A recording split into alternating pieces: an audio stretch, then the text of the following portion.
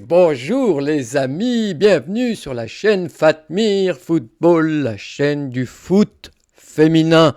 On parle encore et toujours de foot féminin et notamment on va débriefer le match entre le DFCO qui recevait au stade Gaston Gérard, donc le stade du club du DFCO, le PSG, donc le quatrième qui reçoit le troisième, un match au sommet.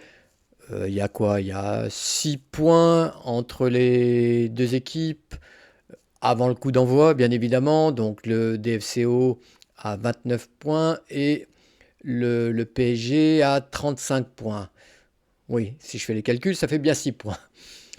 Donc un match quand même très important. On reviendra un peu plus tard donc sur les enjeux. Donc au stade Gaston Gérard, il faisait, je l'ai dit dans plusieurs shorts que j'ai fait, short live sur les contours du match, donc avant le match, à la mi-temps, après le match. C'est vrai qu'il faisait plutôt froid et on espérait que les filles nous réchauffent, si je puis dire, au travers d'une belle prestation sur ce terrain, ma foi, euh, plus que praticable pour un match voilà, de première ligue Arkema, un match au sommet. On va revenir sur les tactiques employées par Sébastien Joseph et Fabrice Abriel, donc les coachs respectifs des clubs. On va commencer par le DFCO, le club hôte.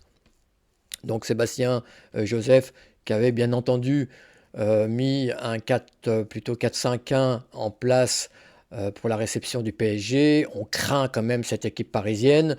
On sait qu'il y a quand même des individualités incroyables au sein de l'équipe de la capitale. Donc forcément, on met le coffre-fort en espérant, pourquoi pas, grappiller un point. Ce qu'on peut noter, c'est voilà, la titularisation de Léa Declercq parmi les joueuses les plus connues du DFCO. La titularisation aussi de la chinoise à la pointe donc de l'attaque, donc dans ce 4-5-1 voilà, qui balaye le front de l'attaque et qui doit faire comme elle peut pour essayer d'apporter le danger dans la surface de réparation adverse. La chinoise Wu Shengshu, si j'ai bien retenu son nom, donc c'était quand même plutôt sympa de la voir. C'est vrai que ça avait fait beaucoup couler d'encre le fait que le DFCO et ses deux recrues chinoises, au-delà de l'exotisme de recruter ces joueuses chinoises, on voit quand même, j'ai pu voir, que cette joueuse a quand même certaines qualités. Alors après, elle était vraiment esselée sur le fond de l'attaque, c'était pas facile pour elle. Mais je me suis posé la question de savoir pourquoi Sébastien Joseph n'avait pas lancé Victoria Pinter, qui est quand même la joueuse la plus prolifique du club, la buteuse en titre du DFCO. Alors, je ne sais pas si vous êtes là, vous connaissez l'actualité du DFCO. Dites-moi si elle était blessée ces derniers temps et qu'elle est sur le retour, ou est-ce que, comme il y a eu une trêve internationale, elle s'est blessée avec son équipe nationale. Dites-moi si vous le savez dans le champ des commentaires. Laissez-moi des commentaires. Faites quelque chose en regardant cette vidéo.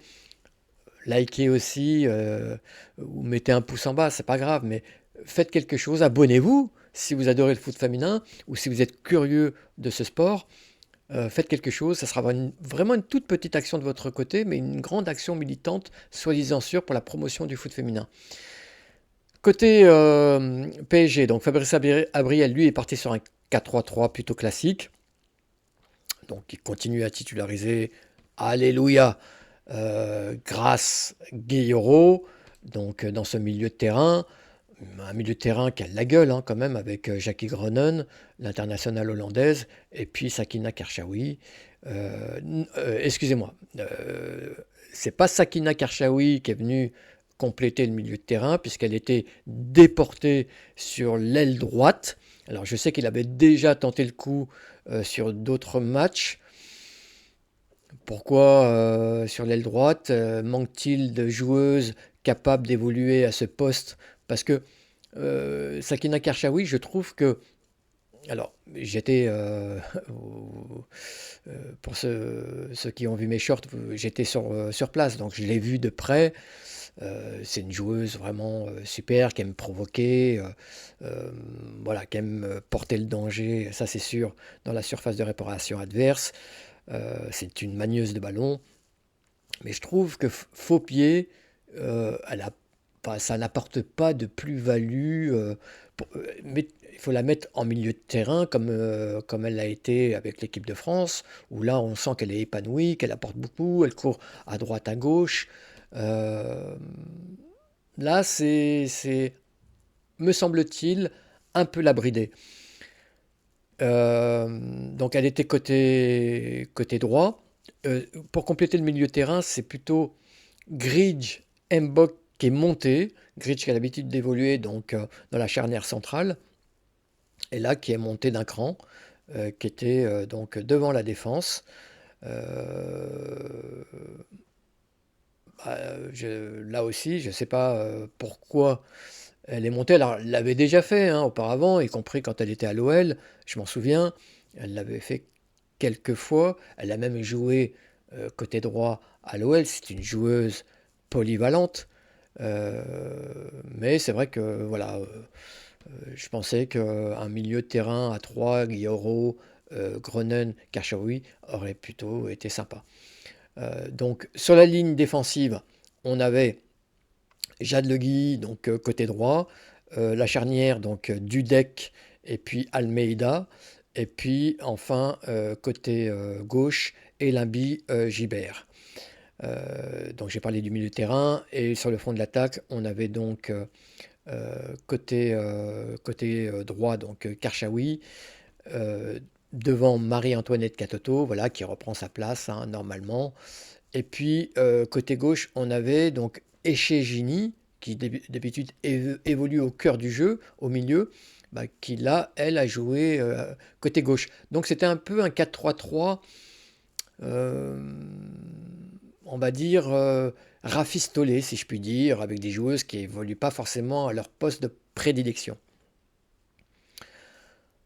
Concernant les enjeux de ce match, bon, bah, c'est évident, hein, puisqu'on a le quatrième qui reçoit le troisième. Il y a la possibilité pour le DFCO de faire un rapproché incroyable avec la troisième place et de conforter en tout cas leur position comme probable, voire possible candidat au playoff. Ce serait vraiment une chose extraordinaire pour ce club du DFCO. La section féminine, vous le savez, a été tellement décriée, y compris par son président Pierre-Henri de Ballon, qui s'était épanché dans la presse en indiquant que la section féminine perd énormément d'argent, coûte de l'argent au club, dans des proportions qui font qu'il se pose la question de savoir est-ce que c'est judicieux de garder la section féminine. À ce que je sais, aux dernières nouvelles, il s'est enfin, il a rétro-pédalé, mais il cherche quand même du soutien financier, un investisseur qui pourrait l'accompagner au sein du club et permettre de renflouer les caisses et de garder bien sûr cette section féminine et pourquoi pas même lui permettre de, voilà, d'évoluer au plus haut niveau dans les meilleures conditions. Concernant le PSG, bah, c'est pareil, hein, et, on sait que le PSG sera qualifié pour les playoffs, sauf accident de parcours incroyable. Mais bon, de vous à moi, j'y crois pas du tout. Par contre, c'est vrai que le PSG l'a dit et redit. Pour eux, la deuxième place, vu qu'ils se sont distancés maintenant par l'OL, pour eux, la deuxième place est vraiment une place qu'ils souhaitent récupérer. C'est une place honorifique pour le club de la capitale. Voilà, être la deuxième force euh, en présence dans ce championnat français. Voilà un petit peu pour les enjeux. Concernant le déroulé du match, franchement, on va passer vite fait la première mi-temps. Il n'y a pas eu d'occasion, pas de tir cadré. Enfin, il y a eu des semi-occasions, des étincelles, mais qui se sont transformées en pétards mouillés parce qu'il n'y a pas eu de tir cadré.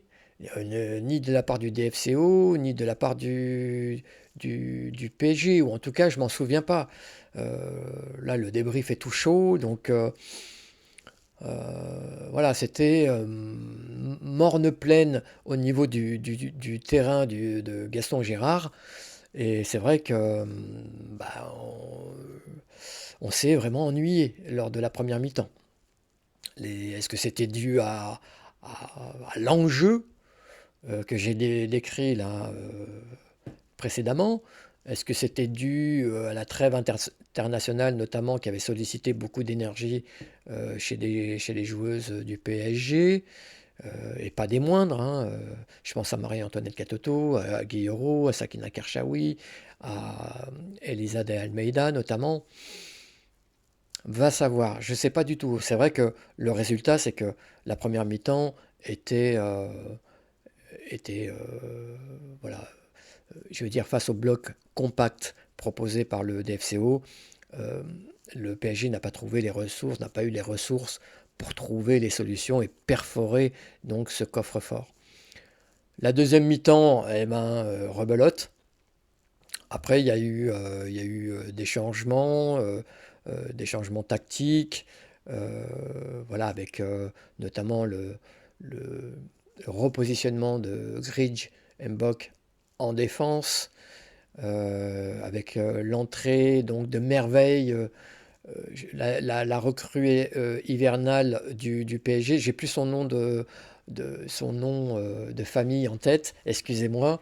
Je sais qu'elle s'appelle Merveille, donc ça, le prénom, c'est plus facile à retenir. Voilà, qui a évolué donc sur le front de l'attaque avec Marie-Antoinette Katoto. On a bien vu que Fabrice Abriel souhaitait quand même chercher les 3 points. Pour lui, c'était important parce il y avait la possibilité derrière pour le PFC de creuser l'écart et ça aurait rendu la mission beaucoup plus difficile pour le PSG derrière eh ben, de récupérer cette deuxième place. Donc c'était vraiment très important de marquer et puis de gagner le match. Et c'est arrivé donc au bout de la 80e minute sur une contre-attaque, on va dire, menée par Sakina Karchaoui, Merveille qui déborde sur son côté droit, qui fait un centre et qui a été repris merveilleusement par sa collègue donc Elimbi Gibert, qui marque, je crois, son premier but, hein. Dites-moi si je me trompe aussi, mais il me semble que c'est son premier but avec le PSG, d'une belle reprise de volée et qui vient voilà, sceller le sort de ce match et permettre au PSG de rester dans la course. Voilà ce qu'on pouvait dire. Sur les notes, je vais donner des notes, voilà, comme ça. Euh, je vais donner donc, pour moi, la meilleure note du match. Je vais mettre la note de 8 sur 10 à Jennifer Echegini, que j'ai trouvé incroyable. Vraiment, j'allais dire monstrueuse. On va se calmer parce que le match était vraiment pas super. Joué sur un rythme, voilà, presque de sénateur. Donc on va se calmer, mais c'est vrai que moi, elle m'a sauté aux yeux. Elle a fait des différences énormes. Elle a porté toujours le danger. Elle a joué de façon positive, toujours vers l'avant. Donc elle mérite pour moi cette note de 8. Je vais mettre la note de 7 sur 10 à Grace Guillaume. Là, franchement, je le dis et je le redis, c'est vrai, je radote concernant Grace Guillaume, mais c'est vrai qu'il faut reconnaître qu'elle a beaucoup de grâce, finalement, cette joueuse, son prénom tombe bien parce que ça représente vraiment sa façon de jouer. Elle a beaucoup de classe, cette joueuse. C'est vraiment une joueuse de classe mondiale dans son toucher. Même quand elle est pressée, on sent qu'elle est calme. Elle fait des remises, elle fait des dribbles, elle fait des talonnades. Euh, et c'est une chance pour la France d'avoir une joueuse comme ça. Ça, c'est sûr. En face, moi, je vais noter quand même la chinoise. Je vais lui mettre la note de 6. Ça n'a pas été facile pour elle, loin de là. Elle n'a pas toujours tout bien fait, mais je trouve qu'elle a quand même une certaine qualité. Elle a réussi quand même tant bien que mal. Pourtant, elle avait derrière Gretchen Bock, notamment, Paulina Dudek, des joueuses qui déménagent. Voilà, quand vous voyez les gabarits des unes et puis de l'autre, vous vous rendez compte que c'était un vrai chemin de croix ce match pour elle, la chinoise, donc Wu Shangshu, surtout qu'elle était totalement délaissée devant et jouer le rôle de pivot dans ces conditions, il faut le faire. Elle a essayé de le faire, tant bien que mal, mais je trouve que sur certaines actions, elle a quand même, on a vu quand même cette qualité technique euh, propre aux Asiatiques, si je puis dire. Après, on ne va pas verser dans les clichés, mais voilà, ce toucher de balle, elle a toujours fait des passes millimétrées.